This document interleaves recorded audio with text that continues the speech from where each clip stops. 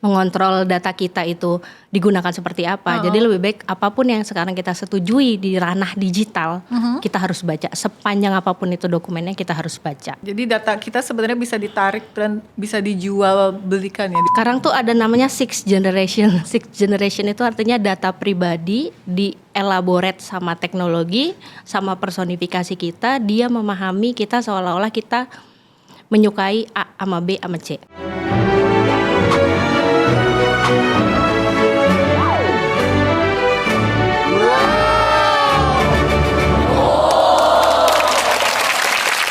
Selamat datang di Tahu Bulat, Lapak Crispy, tempat kita nyambelin ilmu bareng saya Mirna Paramita. Banyak orang bilang suara rakyat itu suara dewa, kencang menggelegar tapi di medsos doang. Suara siapa yang paling kencang? Katanya sih bukan warganet tapi algoritma. Algoritma jadi semacam makhluk misterius yang bisa bikin konten gosip seleb nongol lebih sering daripada info harga beras dan minyak. Yang beneran penting jadi minggir. Kalah sama yang penting kepoin aja dulu.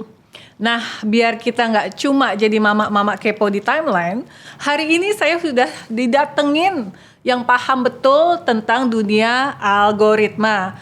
Halo Mbak. Halo, Nuning Mbak. Cynthia Deva, panggilannya Mbak Deva ya. Ya, betul.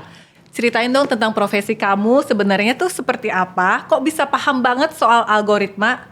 Apakah kamu dan algoritma adalah besties? Bestie ya gitu.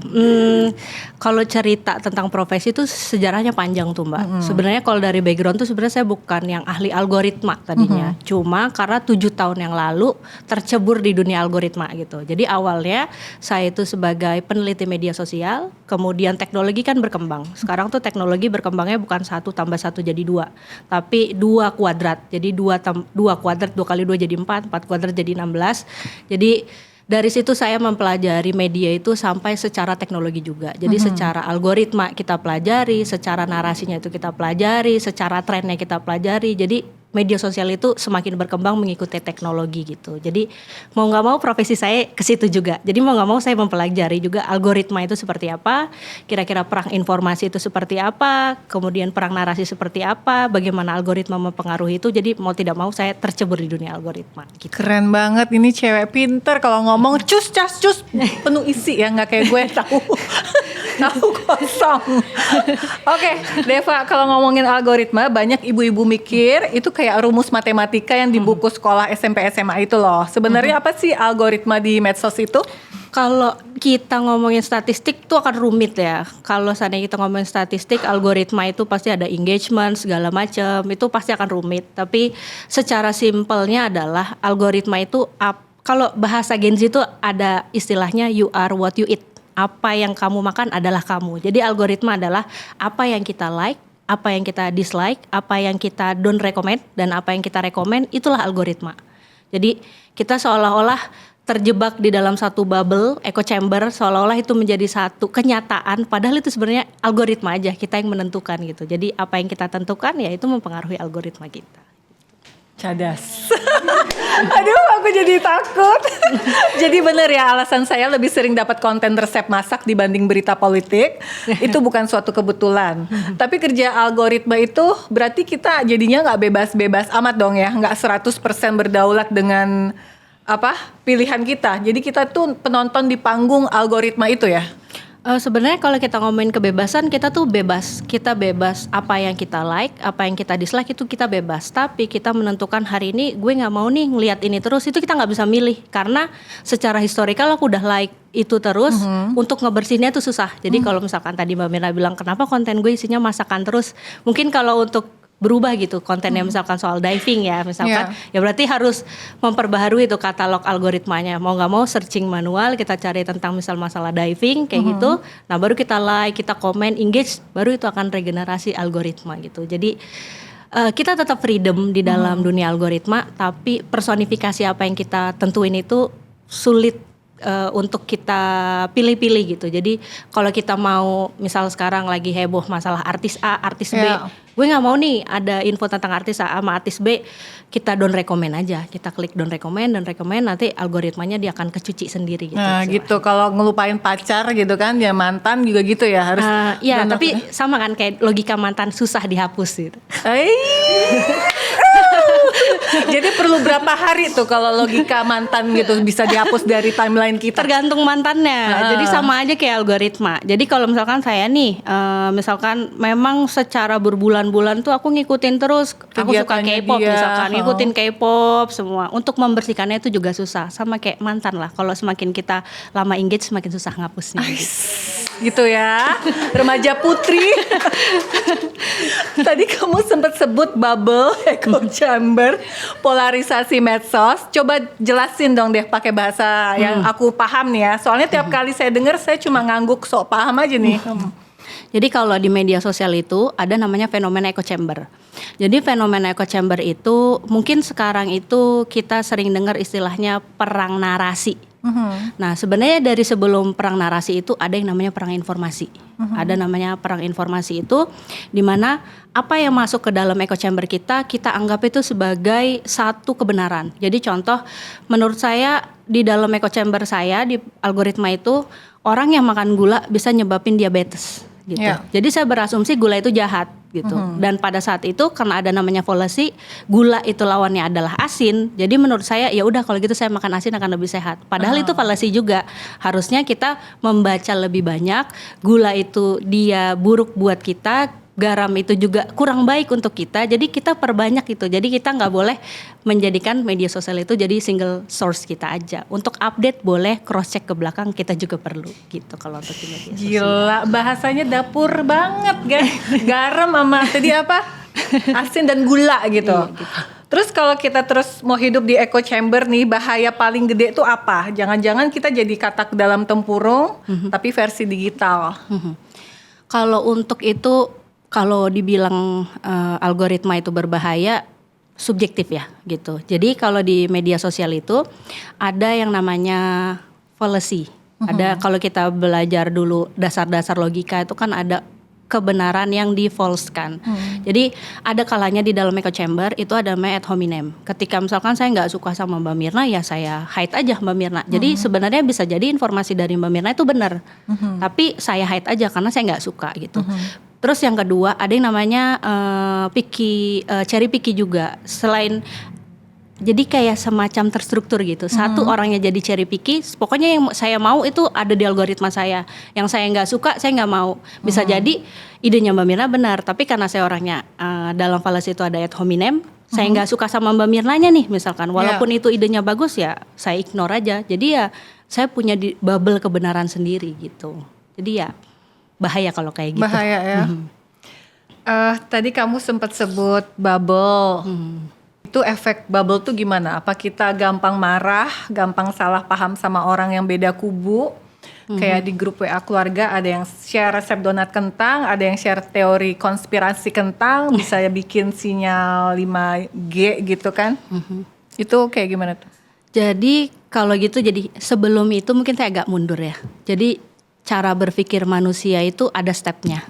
Kalau di dalam kita bedah tuh cara berpikir manusia itu ada, sebenarnya cara berpikir itu macam-macam. Tapi simply kalau kita ngomongin media sosial tuh ada 3. Yang pertama itu ada reptilian brain kita, di kepala kita, di mana kita tuh ada hasrat FOMO gitu. Jadi kalau ada klik apa kita klik dan sebagainya. Terus yang kedua kita ada di dalam otak kita ada namanya otak limbik juga. Otak limbik itu sesuatu yang sifatnya emosional, marah dan sebagainya. Kemudian di level akhir ada namanya kortikel. Otak kortikel kita di mana otak kortikel itu akan menyaring nih informasi dari 2 step otak itu. Kalau seandainya di dalam medsos kita isinya yang FOMO aja, kita klik terus gitu. Lama-lama otak limbik kita menganggap oh itu benar. Oh itu segala macam. Nah tadinya nih dalam berpikir kita ada namanya otak korteks kita di media sosial, karena informasinya dipersempit karena algoritma itu mau nggak mau otak korteks kita menangkap oh itu yang benar gitu. Oh itu yang populer sekarang. Oh itu yang benar, itu yang salah. Kemudian ini masalah utama sekarang gitu. Padahal bisa jadi di dalam echo chamber lain, di dalam bubble lain ya beda skemanya itu beda. Jadi kita hanya mempercayai apa yang kita percayai aja gitu. Kalau di media sosial sekarang seperti itu. Berarti benar ya apa yang kita lihat di sosmed bisa mengubah pikiran dan perilaku kita.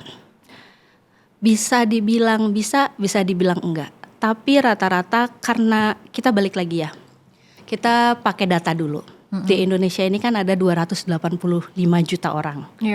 tingkat literasi, sebelum tingkat literasi, penetrasi internetnya ada di 74%. Pengguna media sosialnya ada di 50%. Jadi dari 50% itu pengguna media sosial kan besar ya. Bandwidth internet kita tuh rata-rata di 29 sampai 34 Mbps. Ya. Dengan akses yang sekarang semakin mudah, tapi literasi digitalnya nggak berjalan lurus nih. Jadi ketika koneksi internet semakin cepat, yang tadinya kita cuma lihat teks doang, sekarang kita dibantu dengan gambar, dibantu juga dengan video, dibantu juga dengan editan AI. Literasi yang nggak mengikuti teknologi itu membuat apa yang ada di media sosial itu menjadi sebuah kebenaran. Jadi untuk orang-orang atau teman-teman yang di media sosial yang tidak bertanggung jawab secara literasinya, ya pasti akan menjadi lebih berbahaya gitu kalau di media sosial. Oke. Terus kalau kita hidup di echo chamber, bahaya paling gede itu apa ya? Kalau kita berada di echo chamber, kalau echo chambernya positif, kita akan menjadi positif. Kalau echo chambernya negatif, kita akan menjadi negatif. Sesimpel itu sih. Oke. Kalau dengan polarisasi gimana? Benar nggak polarisasi itu bukan cuma warga emosian doang, tapi memang desain algoritma biar engagementnya naik? Kalau polarisasi pasti ada. Kan kalau dulu tuh media sosial yang ada di feed kita, di explore kita tuh yang kita follow doang. Sekarang kan yang kita nggak kita follow juga masuk kan. Karena kita engage-nya ke yang pro aja, ya isinya pro aja. Jadi seolah-olah cuma ada dua kebenaran nih, yang dia benar atau gue yang salah, atau gue yang salah dia yang benar gitu. Jadi echo chamber itu jadi kayak dua mata pisau juga kayak gitu. Berat ya? Iya. Lama-lama kok jadi nggak ngerti aku. Apa tanda paling gampang kita tuh udah terjebak atau kemakan hoax di sosial media? Yang paling kerasa ada istilah namanya brain rot ya. Kalau di media sosial itu kan semuanya cepat. Kalau kita lihat paling 0 sampai 30 detik sampai 1 menit. Paling bentar sampai 20 menit lah ya. Kalau kita udah sering kemakan hoax, kita malas nonton yang lebih panjang. Udah itu udah pasti kelihatan. Kalau kita udah kemakan hoax, kita malah nggak mau lihat yang Lebih panjang. lebih panjang. Karena kita cuma percaya hook awal doang. Udah kita nggak mau peduli fakta. Itu artinya kita udah mulai kemakan hoax. Mudah dipengaruhi oleh hoax gitu. Jadi coba kita nonton gitu, Netflix atau apa. Kalau kita udah mulai skip cepet secara brain roots kita udah gampang banget dipengaruhi untuk hoax gitu. Berarti attention span-nya kita yang berpengaruh ya. Oke. Kenapa algoritma lebih sering kasih info gosip atau hoax ketimbang info yang penting? Karena kan memang sesuatu yang sensasional itu kan lebih menarik ya. Dimana semua percakapan kalau ada dua input pro atau cons itu kan jadi lebih menarik. Tapi kalau satu kebenaran kan kita nggak bakal memperdebatkan tuh. Iya. Ya udah, kalau algoritma ya dia tereliminate aja karena engagementnya dia nggak tinggi gitu. Jadi ya lebih banyak yang kayak gitu. Lebih banyak yang hoax yang menarik itu ya. Berarti kuncinya di literasi digital ya. Tapi literasi yang seperti apa tuh? Jadi untuk menghindari kita kemakan hoax, literasi digital apa? Yang pertama basic ya. Kenapa itu muncul di algoritma saya? Muncul tuh pertanyaan dulu. Terus yang kedua, siapa yang membawa konten itu? Terus yang ketiga, kenapa konten itu ada? Alasannya apa? Terus yang keempat, apa sih call to actionnya dari satu konten? Jadi setiap ada konten masuk, at least 4 pertanyaan itu dulu deh kita jawab. Jadi misalkan ada tadi konten masak donat, kenapa ya konten donat ini masuk di saya ya? Kayaknya gue emang suka donat. Terus yang kedua, kenapa orang ini dia buat konten donat? Oh ternyata dia influencer buat donat gitu kan. Terus yang ketiga lagi misalkan kita cek lagi gitu misalkan. Tujuannya dia apa ya buat bikin konten donat, kita oh dia untuk naikin karena dia konten kreator dan sebagainya gitu. Jadi kita sesimpel konten donat aja sebenarnya kita harus mempertanyakan itu gitu. Kalau yang sifatnya krusial ya. Tapi kalau yang receh-receh aja ya, kalau anekdot receh-receh itu mah ya udah itu hiburan aja gitu. Oke. Kalau teknologi AI-nya makin canggih berarti kita harus lebih kritis. Nah, deteksinya itu gimana? Gimana caranya kita meningkatkan sesuai dengan peningkatan teknologi AI? Sebenarnya untuk mengikuti AI itu akan sulit ya. Kalau kita mengikuti perkembangan teknologi, maksudnya ketika teknologi di angka 14 kita harus di angka 14 gitu. Tapi kematangan mentalitinya itu yang harus kita kejar gitu. Jadi misalkan ketika sekarang informasi semakin masif, ketika bahkan sekarang nggak pro kontra aja, yang ini pro kontra, isu lain ada pro kontra, yang ini dijembatanin lain gitu. Kadang tarik nafas dulu sebentar, kita berpikir lagi, misalkan kira-kira 4 percakapan ini bener gak sih, layak gak sih untuk gue ikutin gitu, terkadang gitu kan. Atau sebelum gue baca 4 percakapan ini gue cari info sendiri deh gitu. Jadi kan kalau dulu tuh kita mencari sesuatu tuh kita googling dulu ya. Dulu ditentuin dari apa yang paling atas tuh di Google akan kita baca. Sekarang tuh kita males juga kan kerjain itu. Ya udah cari aja di keywords sekarang, misalkan sekarang lagi ada donat pakai tepung ini lebih enak ya, saya cari aja di Google kayak gitu. Cari aja di search, kemudian lihat percakapannya dan sebagainya. Kita jadi malas keluar dari satu platform gitu. Sesimpel ketika ada informasi di satu platform, kita tahan dulu, kita cari informasi di platform lain. Setidaknya kita punya knowledge A, B, C, D, baru kita ini worth nih buat gue ikutin nih 4 narasi ini gitu. Gitu sih. Jadi ganti-ganti platform ya. Bisa ceritain gak sih hasil AI yang pernah kamu lihat tapi efeknya dahsyat, misalnya video hoax AI? Paling sekarang itu yang dampaknya sangat besar itu hoax yang Menkeu, mantan Menkeu Bu Sri Mulyani. Yang dia sebenarnya kan di dalam pidatonya dia hanya tidak mengatakan bahwasanya guru itu adalah beban negara. Itu kan editan AI. Cuma pada saat itu siapa yang mengamplifikasi itu menjadi kebenaran kita nggak tahu ya. Tiba-tiba narasinya udah besar dan orang itu percaya kalau seandainya Sri Mulyani mengatakan itu. Padahal itu AI gitu. Jadi satu video dengan purpose edit, dengan purpose tujuan tertentu, mereka mengatakan bahwanya seperti itu. Kemudian masyarakat udah terlanjur meledak, ya udah sekarang jadi kemarin sempat chaos dan sebagainya. Dan Bu Sri Mulyaninya juga nggak converse, nggak melakukan konferensi pers kalau itu adalah editing dan sebagainya. Ya mungkin karena kesibukan dan sebagainya, ya udah kemakan aja masyarakat sekarang. Ya ada pernyataan itu. Fatal banget tuh ya, bisa menggulirkan Menteri Keuangan ya. Soal privacy nih, kita setuju di aplikasi sebenarnya ada data kita apa aja sih yang bisa mereka tuh ambil. Kita kan asal klik aja tuh misalnya setuju dengan syarat dan ketentuan. Itu artinya kita pasrah data personal kita buat jadi bahan bakar algoritma atau gimana tuh? Sebenarnya itu kalau di website ataupun di platform itu kan namanya ada yang namanya cookies, ada yang privacy concern kan. Once kita udah menyetujui privacy concern, ya apa yang di dalam privacy concern itu udah regulated, udah legally binding. Jadi kita juga akan sulit mengontrol data kita itu digunakan seperti apa. Jadi lebih baik apapun yang sekarang kita setujui di ranah digital, kita harus baca. Sepanjang apapun itu dokumennya kita harus baca. Jadi data kita sebenarnya bisa ditarik dan bisa dijual belikan ya, diperjualbelikan ya. Kalau diperjualbelikan harusnya ada ethicalnya ya, kita tidak boleh. Tapi biasanya digunakan oleh platform itu untuk riset lagi. Untuk riset? Oke. Untuk ya personifikasi konsumen behavior, untuk advertisement, untuk ya iklan, untuk konten dan sebagainya. At least itu dulu pasti digunakan oleh platform itu. Gitu. Jadi sebenarnya data itu sekarang mahal banget ya, data individual kita ini. Ya, cuma kita freely share to everyone gitu. Kita ya udah kita kasih aja, kita konsum, kita kasih ke orang gitu. Oke, soal ads di sosmed, saya berasa tuh kayak diintip. Iklan tuh tahu banget ya apa yang lagi saya cari atau saya omongin gitu. Itu gimana sih kok bisa begitu? Sekarang tuh ada namanya sixth generation. Sixth generation itu artinya data pribadi dielaborate sama teknologi, sama personifikasi kita. Dia memahami kita seolah-olah kita menyukai A sama B sama C. Kenapa? Karena ya tadi teknologi, tadi sebelumnya itu kan big data aja ya. Mereka punya data big data kita, terus ditambah AI, dia bisa mempelajari tuh data kita. Akhirnya ada tuh namanya personalized advertisement. Personalized advertisement. Ya, personalized advertisement. Bisa jadi iklan di aku nih sekarang.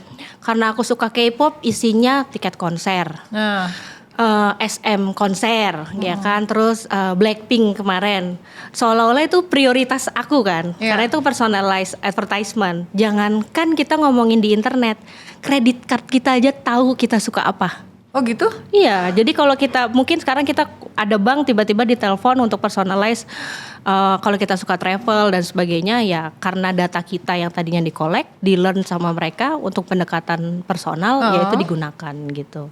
Terus menurut kamu apa sih kesalahan yang paling umum yang dilakukan orang Indonesia soal privasi digital? Paling kesalahan umum adalah men-share orang terdekat. Kayak anak gitu ya? Orang tua kandung, anak, sebenarnya bukan cuma di Indonesia ya, di luar negeri juga, bahkan ada segmen-segmen yang family seperti itu. Nah itu sebenarnya saya pun jadi pelaku ya di situ. Jadi saya juga sering share anak, share suami atau share keluarga gitu kan. Sebenarnya itu kan bisa jadi satu connecting kalau kita ada purpose gitu. Jadi misalkan Deva biasanya sama keluarganya weekend di Tangsel. Setelah di Tangsel biasa setiap hari Senin share update di Jaksel gitu kan, jadi ada polanya. Jadi sesimpel dia tahu ritme kita, rumah kita kapan kosong, itu kan sebenarnya bisa ketahuan juga. Gitu? Iya, kalau kita share sekeluarga lagi di restoran, kan orang tahu rumah kita lagi kosong. Terus kalau kita share suami kita lagi travel di luar negeri, kan dia tahu suami kita nggak ada di rumah gitu sih. Itu basic yang ya biasa itu aku kita juga nggak pernah share tuh kalau suami nggak ada di rumah. benar. Iya.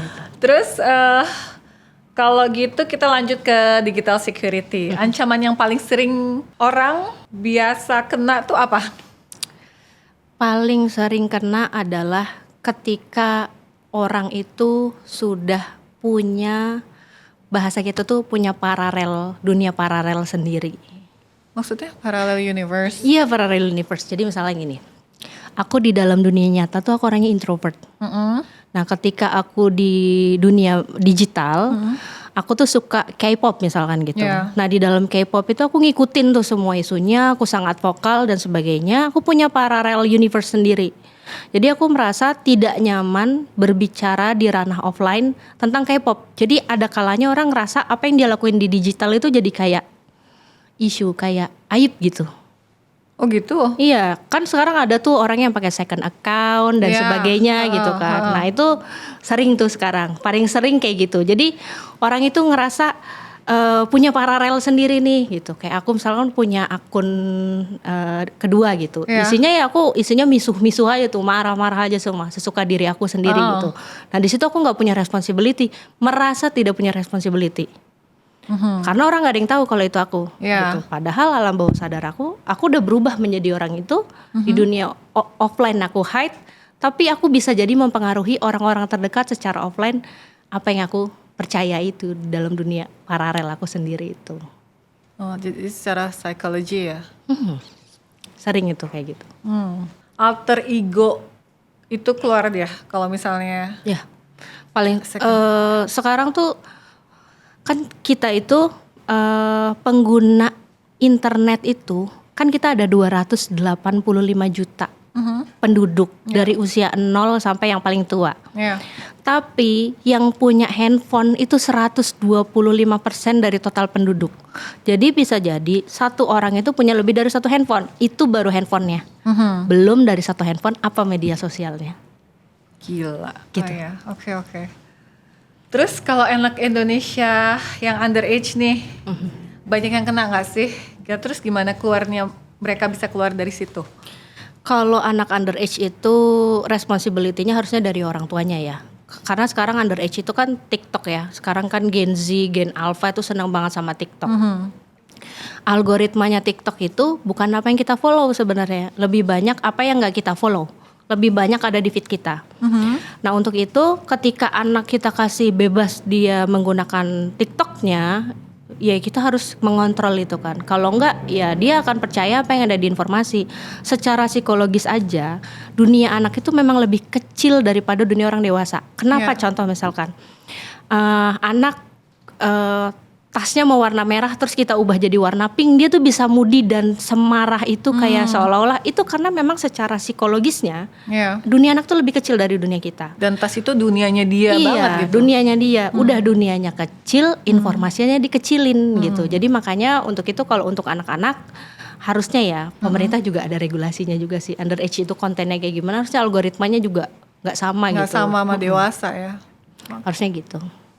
Terus kalau orang tua banyak yang kena scam dari undangan kawinan nih di grup WA, itu kayaknya udah jadi digital crime yang terstruktur ya.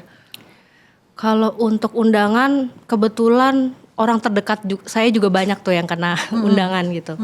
Jadi pada saat itu ada tren kan undangan digital. Iya. Nah, undangan digital itu jadi satu peluang untuk orang yang biasa melakukan scam untuk lihat, karena memang undangan digital kan kita harus lihat ya linknya.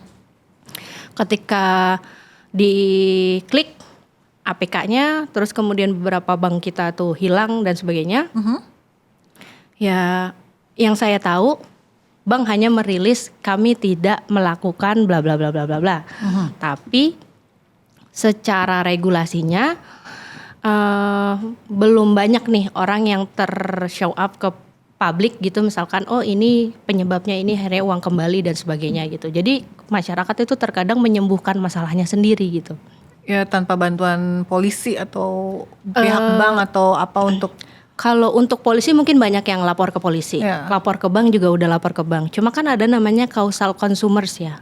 Apa Kan kalau di bank itu untuk nutup rekening kan ada syaratnya. Iya. Untuk kita claim dispute ada syaratnya gitu kan. Jadi kalau misalkan kita transfer ke satu bank itu kan ada istilahnya e-channel ya. Ada pelimpahan data gitu. Kalau datanya udah dilimpah udah ke pihak ketiga dan sebagainya, dispute settlement-nya kan itu kan lebih susah lagi. Iya. Nah, makanya terkadang orang itu males ribet gitu. Males pindah ke bank ini, pindah ke bank ini, pindah ke bank ini, udahlah angus aja segitu, nangis-nangis aja, marah-marah aja, ngamuk-ngamuk aja dan mensyukuri, kadang masih ada mensyukuri. Iya, untung cuma segitu doang Yes. gitu. Untung punyanya cuma segitu ya kan.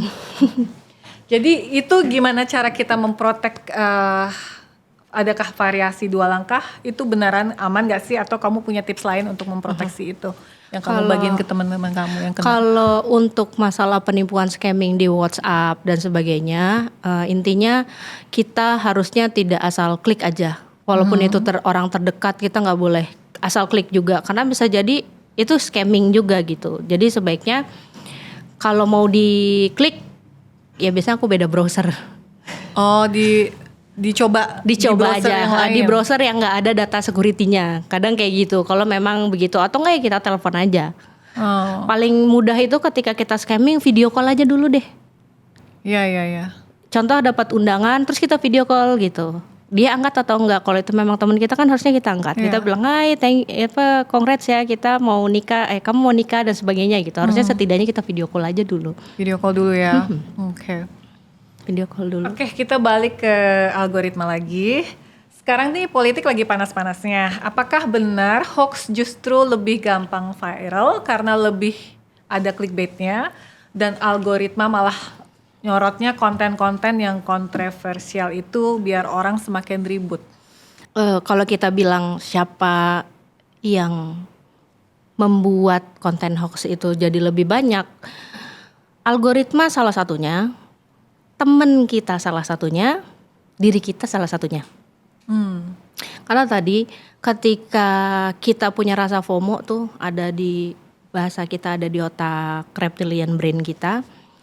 Contoh kan di Reels, kalau kita buka Instagram aja ya, banyak kan platform media sosial. Aku contoh media sosial aja. Di Instagram itu kan sekarang ada fitur explore. Ya. Explore itu apa yang di-engage sama teman-teman kita. Nah, yang teman-teman kita consume terus kita ikutan consume tuh. Oh gitu. Jadi kalau pada saat itu teman-teman kita lagi ngebahas apa, ya kita bahas itu. Jadi engage. Supaya apa? Supaya kalau misalkan aku temenan sama Mbak Mirna, kita tetap nyambung walaupun kita temenannya di media sosial karena isu kita sama. Itu adanya di explore. Oke. Nah, setelah dari situ kita ada rasa FOMO nih. Teman kita nge-share, keluar di timeline kita, aku ikutan nge-share. Once itu udah kita share, ya udah algoritmanya ngikutin semua. Oh. Kebetulan aku di situ yang kontra, ya udah isinya timeline aku isinya yang kontra semua. Dan seolah-olah cuma ada yang namanya apa bahasanya, strawman ya, pengerucutan gitu. Seolah-olah kebenaran itu ya cuma itu aja, yang cuma ada di bubble gue aja, yang cuma ada di explore gue aja gitu. Padahal ya bisa jadi bubble orang, explore orang juga beda-beda. Cuma karena teman gue ngomongin itu, feeds gue ngomongin itu, gue FOMO ngomongin itu, ya udah itu jadi kebenaran. Setelah turun tuh isunya, baru kita sadar kemarin yang gue share hoax. Kemarin yang gue share ternyata hoax. Iya. Itu kan kadang kita sadar benar, kan benar. itu. Berarti kita juga harus pintar memilih teman siapa yang kita follow dan ya sehingga pertemanan kita secara sosial media itu juga sehat dan pintar gitu ya. Oke. Kalau algoritma bisa ngatur apa yang kita lihat, apa artinya bisa juga algo itu mengatur arah politik? Jadi nggak cuma preferensi saya dan teman-teman saya aja. Kalau untuk politik tahunnya agak maju ya, harusnya 2026 gitu ya. Kalau kita ngomongin kemarin di 2024 sebenarnya bukan politik mempengaruhi kita sebenarnya. Sebenarnya ada dua kan kalau ngomongin politik. Aku udah suka sama dia, pokoknya apapun yang dia lakuin aku suka dia. Aku nggak suka dia, apapun yang aku lakuin aku nggak suka dia. Aku suka siapa ya? Kan ada 3 orang yang kayak gitu. Nah ketika orang yang aku suka dia, aku ini suka dia, semuanya itu tentang yang aku sukain sama dia. Ya oke, gas lah segala macem ya. Nomor 2, terus nomor 1 pada saat itu 01, 02, 03. Ya itu yang muncul tuh. Terus ketika aku sukanya B gitu. Tapi aku suka B karena aku nggak suka C. Itu tuh akan ada terus di timeline aku. Jadi timeline aku isinya keburukannya C. Oh gitu. Ya. Nah tapi kalau orang yang dia masih tengah-tengah nih, aku suka dia tuh suka dia ya, aku suka dia tuh suka dia ya. Nah itu dia akan sangat terpengaruh nih. Siapa yang ada di dalam pertemanannya dia itu akan sangat mempengaruhi dia. Jadi makanya kalau politik influencer banyak yang tiba-tiba berpolitik, nah itu kan mempengaruhi explore orang, akan mempengaruhi algoritma orang dan sebagainya. Itulah pentingnya untuk mempengaruhi orang-orang yang gue suka dia atau suka dia ya. Nah tugasnya kayak gitu. Oke. Jadi apa nih tips dari kamu Mbak Deva biar kita tuh bijak untuk bersosial media? Tipsnya, kalau menurut riset rata-rata orang Indonesia 1 bulan itu menggunakan TikTok ya. Kita sekarang TikTok yang paling besar 40 sampai 50 jam. Udah kayak office hour ya. Udah lebih ya, lebih dari office hour. Nah, itu kayaknya perlu kita kurangi dulu. Jadi 24 jam itu kita bagi tuh 30% untuk bekerja, 20% untuk membaca, 20% untuk istirahat ya kan. Kemudian sisanya untuk kegiatan lain lah yang lebih positif. Kalau bisa tadinya kita bermedia sosial itu 100%, 10%-nya gantilah baca. Kalau nggak suka baca buku, ya baca. Di HP-nya juga baca juga gitu kan. Sekarang kan memang ada yang tahu nih sekarang bagaimana kita ngomongin soal ekonomi nih. Memang kita ngerti landasan ekonomi makro itu kayak gimana, ekonomi mikro kita ngapa. Yang penting di media sosial teriak aja udah. Kita kan nggak tahu konsekuensinya.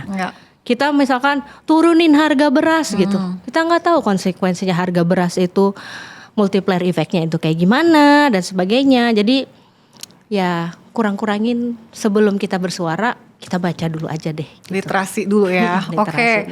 Terima kasih Mbak Deva. Suatu hal yang saya simpulkan dari obrolan algoritma ini, hidup di tengah dunia digital ini kayak minyak panas yang pilihannya cuma digoreng gurih atau jadi remah gosong yang nyangkut di saringan.